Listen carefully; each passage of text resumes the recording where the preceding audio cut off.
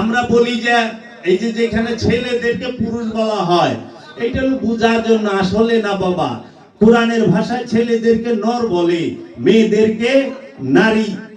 নর এবং নারী, যাকারা ওয়া উনসা আরবি ভাষায়। পুরুষত্ব হচ্ছে অর্জন, পুরুষত্ব অর্জন, এটা অর্জন করতে হয়।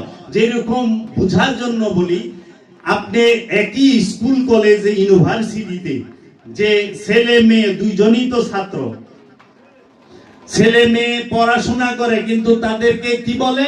ছাত্র ছাত্রী। যখন এমএ পাস করে, পড়াশোনা কমপ্লিট করে, গ্রাজুয়েশন কমপ্লিট করে, এমএ পাস করলে মেয়েরে কি কয়? মেয়ে এমএ পাস, ছেলে এমএ পাস না। এমএ পাসটা হচ্ছে অর্জন।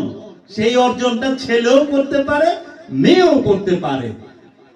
মাওলানা, সেটা ছেলেও হইতে পারে, মেয়েও হইতে পারে।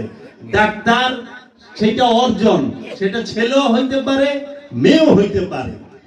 তাহলে ডাক্তার বলেন, মাস্টার্স কমপ্লিট বলেন, মাওলানা বলেন, মুফতি বলেন, এটি হচ্ছে অর্জন। এটি লিঙ্গ না বাবা। পুলিশ লেখা থাকে মেয়েদের পিছনে মেয়ে পুলিশ না, পুলিশ এটা একটা অর্জন তার, কিন্তু মানুষই পুলিশ। মেয়েও পুলিশ, ছেলেও পুলিশ। আর্মি, এটা একটা অর্জন তার। সে পড়াশোনার পরে, কঠোর পরিশ্রম করার পরে, ট্রেনিং এর পরে সে এই অর্জন করছে, সে আর্মি। মেজর, এটা কি ছেলে মেয়ের পিছনে লেখা থাকে ছেলে মেজর মেয়ে মেজর না, এটা অর্জন। ঠিক এই যে পুরুষত্ব, এটা অর্জন। পুরুষ কাকে বলে? পুরুষ যে হচ্ছে সিঙ্গেল, যে ব্যক্তি, যে নফস নিজে থেকে, যেই প্রাণ নিজে থেকে কামনাকে তথা খান্নাস রূপী শয়তানকে মুসলমান করতে পেরেছে, একা হইতে পারছে, সে হচ্ছে পুরুষ। আর এই পুরুষ ছেলেও হইতে পারে, মেয়েও হইতে পারে। এর জন্য মা ফাতেমাতুজ জাহরা সে পুরুষ, মা মারিয়াম সে পুরুষ, মা আসিয়া সে পুরুষ, মা রাবিয়া বুসরি সে পুরুষ। এই পুরুষত্ব অর্জন করেছে তারা ওলিয়ে কামেল, তারা ওলিয়ে মুকাম্মেল, তারা মুজাদ্দিদ জামান, তারা কেউ আল্লাহর আব্দুহ।